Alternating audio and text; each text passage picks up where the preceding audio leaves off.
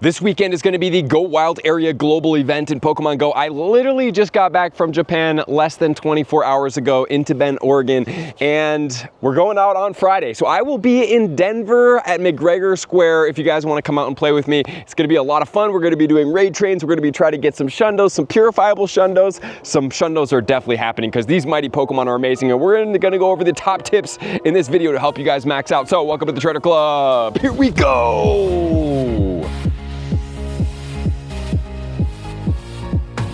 On Saturday the 15th and Sunday the 16th, we have the Global Go Wild Area event, which is going down. It's going to start at 10 and it's going to go till 6 p.m. for a grand total of 8 hours. So don't miss out on any of this. If you guys have the ability, please play as much as possible. Personally, after playing so many events, you guys know I've almost been to every event in Pokemon Go. So obviously there's some certain play structures I don't go to all of them for, but I've been to pretty much every type of event. The Go Wild Area event is the best event that Pokemon Go hosts. I think it's better than Go Fest. It's just such a good event, from the spawns to the mighty Pokemon to be able to catch them, to the high Shundo rates, to now we have shadow raids with backgrounds that are purifiable to get into Shundos, Gigantamax, Grimmsnarl, like the XP, the Stardust, and everything in between is unmatched of this event. I really encourage you guys to fully maximize on this event, and that's what we're going to be focusing on in this video. Not only that, guys, if you guys check out thetrainerclub.com, we have a brand new couple items in the shop. We have the Trainer Club hoodie. You guys have seen me wearing it, the black hoodie. Not only that, we're gonna have the Los Angeles hoodie. And then we're also going to have the Pac-Man Trainer Club shirt. And this will be the last time that Pac-Man Trainer Club shirt is ever out. So if you guys do want this, please make sure to snag it right now. Also, big shout out to Pokemon Go for sponsoring me to get me out to the activation in the square. There's going to be giveaways and everything like that. So please make sure to come out to McGregor Square in Denver this weekend. Come and meet me, come and play with me, and you guys can see what the events are all about, so I can hopefully get you guys some good stuff. Remember, the more you play, the more you can receive. So let's start with the general bonus. The general bonus is up to 3 free raid passes per day. Daily max collection particle limit is increased to 1,600, and there's 3 ghost snapshots as a surprise. And then for $11.99, you guys can get the ticketed resource as well. So this ticketed resource is going to increase your odds. I always suggest to get it because it just makes your gameplay a little bit more enjoyable. You get a little bit more resources. As you play, you're gonna play probably about the same amount. You might as well get a little bit more for that. Here, we're gonna be getting increased chance of shiny Pokemon. Okay, I'm gonna stop that right there because I've heard many people not get the ticket, get the same shiny rates as that. So I don't know what those shiny rates are. They will never disclose those shiny rates.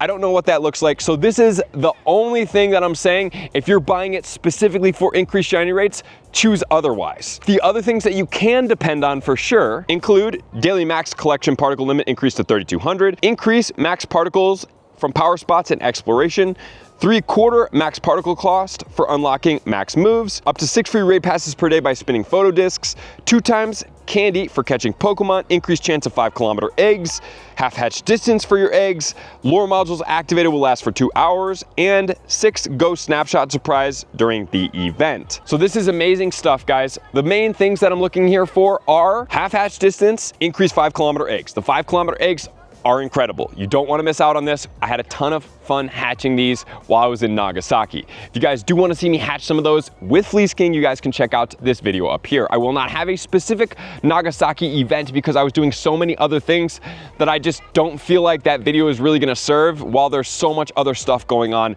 for me. I'm about to hit level 80, I'm so close, and that video is coming out, so we have level 78 videos out, level 79 videos coming out, level 80 videos coming out, then we're heading to Denver this weekend where we're gonna be doing global.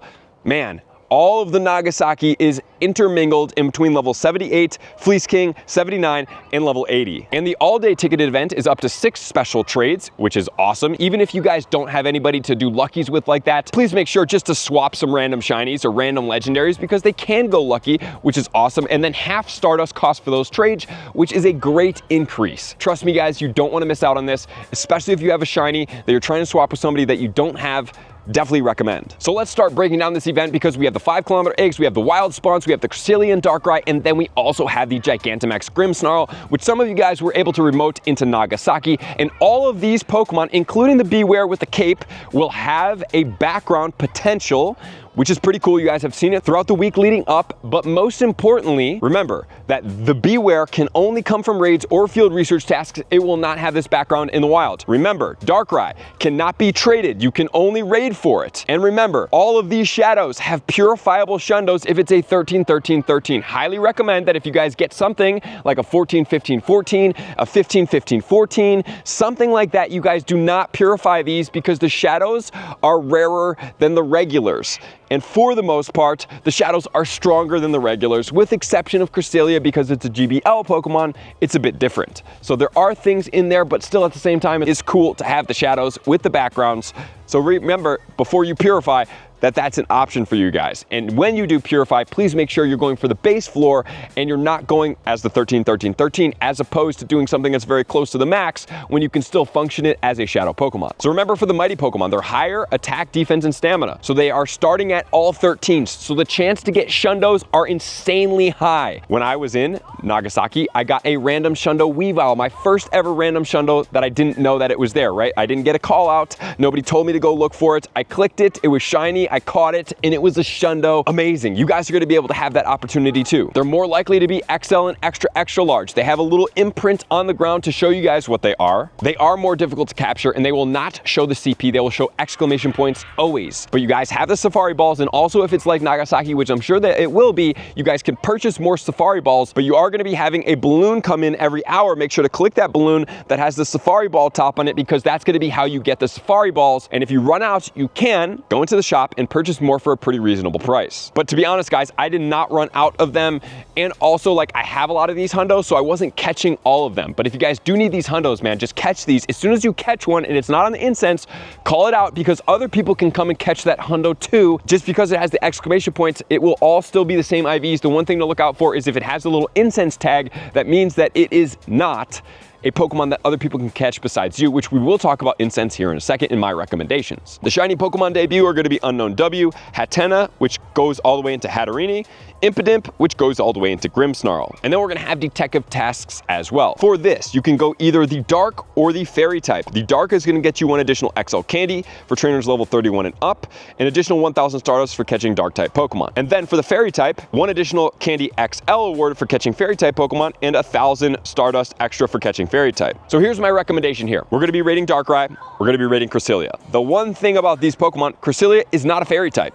It's a Psychic type. Darkrai is a Dark type. So this is the only reason why I'm going to suggest that you go the Dark type route, because when you're rating for these Pokemon, you're going to get extra Stardust for catching the Darkrai. And most of the Pokemon besides that are pretty well balanced. You're going to be able to put on a Mega level 3, focus on a Dark or a Fairy type. So your Mega level 3 is either going to be basically like Sableye. You can also do Sharpedo, you can do Gyarados. I do the Sableye. Or for the Fairy type, do something like Gardevoir, which is going to cover Fairy and Psychic, which will help out with Cresselia. Okay, so those are the recommended ones. And if you don't have those, you can look for other ones like Altaria, which is going to be Dragon as well as Psychic as well. And also don't forget about the photo bombs. So take pictures of your Pokemon that are your buddies, so you can get photo bombs. You can get up to 3 per day, which then is going to lead us into the spawns. So we're going to have rotating habitats with the Dark Hour, which is going to feature Alolan Meowth, Alolan Grimer, Ghastly, Hoot, Murkrow, Sneasel, Houndour, Poochyena, Galarian Zigzagoon, Seedot, Nincada,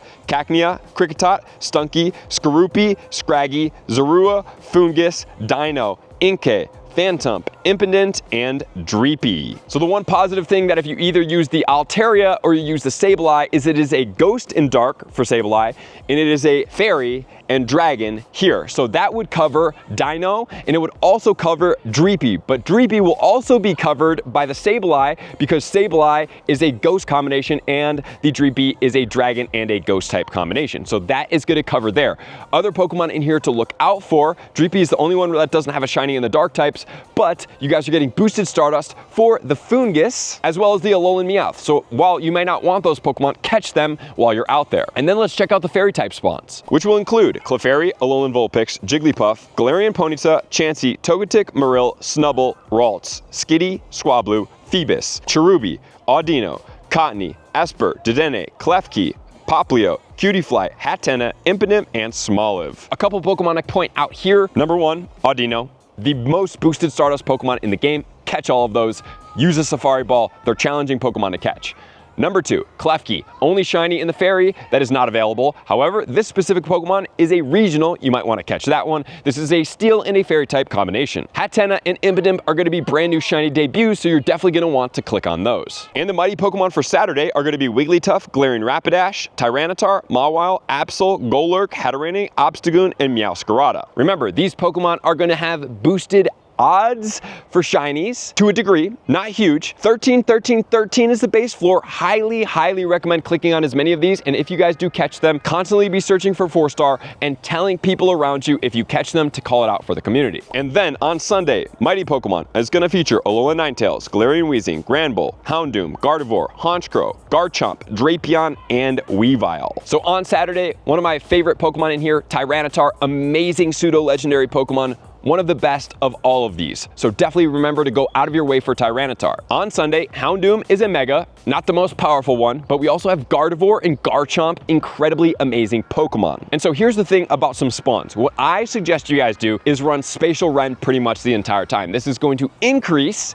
the amount of Pokemon that you see, because we need to talk about one other thing, which is going to be the Incense right now, which is going to play back into this. For the Incense spawns, you can get Alola Ninetales, Galarian Rapidash, Tyranitar, Mawile, Absol, Garchomp, Drapion, Weavile, Hatterene, Meowscarada. From the exclusive Incense from the research, you guys can only get this. We have the W Shiny Debut Unknown that came out last weekend. We have the Unknown D, I, and L. So now let's talk about Incense compared to Daily Adventure Incense. So for this one, all of the Pokemon attracted to Incense from a mighty standpoint are going to be the same. These will be Alola Ninetales, Galarian Rapidash, Tyranitar, Mawile, Absol, Garchomp, Drapion, Weavile, Hatterene, and Meowscarada. However, ticketed people are going to be able to get the Unknowns, which the W is a brand new debut, as well as D, I, and L. And then also the Lake Trio is going to be attracted as well. So we're gonna get Azelf, Mesprit, and Uxie as mighty Pokemon. So they're gonna be harder to catch, but you guys can get hundos of these at a very high level in the wild. So that's regular Incense. Remember, Daily Adventure Incense can get you Galarian birds. So depending what you wanna do here, I've seen many people get shundos off of Incense while we were in Nagasaki. Also, I've seen people get Shundo Lake Trio from Incense in Nagasaki. However, Daily Adventure Incense is going to be a different strategy. Daily Adventure Incense will yield you the potential to catch more Galarian birds. So it's really going to depend on what you want to do in this game. You cannot do both. So if you do the regular Incense, my recommendation is going to be Spatial Rend. Spatial Rend will increase the amount of Pokemon you can see, which yields you more mighty encounters. However, if you are going after the Daily Adventure Incense and you want to get more Galarian birds, my recommendation, because there's only one way to have this happen throughout the entire day, is going to be Roar of Time, where it's going to pause it. Regardless, you're going to be spending a lot of Stardust and a lot of candy on these two effects, but I highly suggest that you use only one of these two effects. You're either going to choose, you want to see more mighty Pokemon, you want to see the Unknowns, and you want to see the Lake Trio, and then you're doing Spatial Rend, or you are going the other direction, Daily Adventure Incense, and you're going to see with the Roar of Time and potentially see the Galarian birds. I am going to caution you guys that you are going to be raiding, you're going to be doing Gmax, so you might be missing out on all of those spawns, so that might be more of a fruitless encounter than the other direction. But I just want to make sure that you guys have both directions. I am choosing to go in the direction of the regular Incense because I like the mighty Pokemon. I'd rather have Spatial Rend on. I'd rather click more mighty Pokemon in the wild. While yes, it would be great to get Galarian birds, like I said, I'm going to be raiding, and that's just what it is. Then we have 5 kilometer eggs, which is going to feature Mime Jr., Sandile, Pawniard, Carbink, Impidimp, and Tinkatink. Tinkatink, 100% IV coming from eggs, is going to be 491, and Impidimp will be 461. So very close IVs, easy for you guys to remember. And then the next part of the event is going to be raiding all types of battles. So we're going to start with Cresselia and Darkrai. Cresselia is only going to be available on Saturday, which is kind of strange.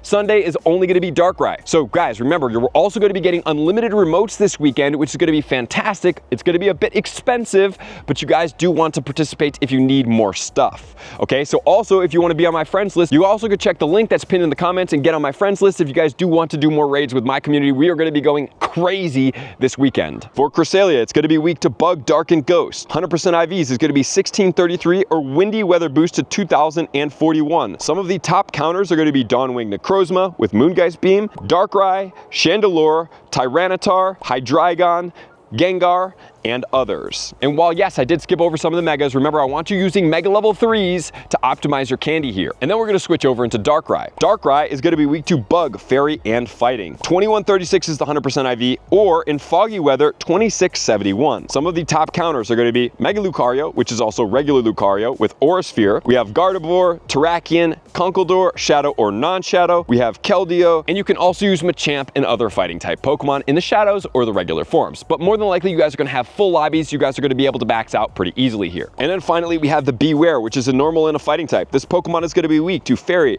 Fighting, Flying, and Psychic. It's a pretty easy Pokemon to take down.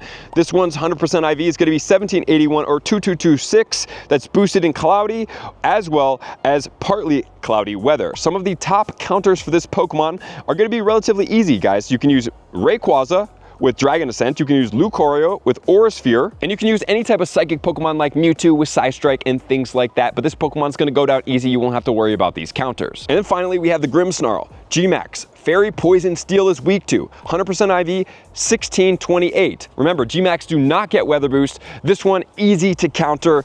Just use your Zacian and Zamazentas. It will absolutely crush it. Finally, we have the Wild Pass that's going to be available that will get you a Silver Bottle Cap. The Silver Bottle Cap can change one full stat of any Pokemon. One full stat, either the entire attack, the entire HP, or the entire defense. So do whatever you want. If you want to do and go to the premium level, you have to be on the premium level to be able to do that, to be able to claim that Silver Bottle Cap or not. I suggest doing it. It's gonna be able to help you get a Shundo. Or if you're a PvP player, you could literally, if you had like a 0-0-15, you could boost an entire 15 defense or stamina, and you could get a really good quality, if not a 100% IV PvP IV Pokemon.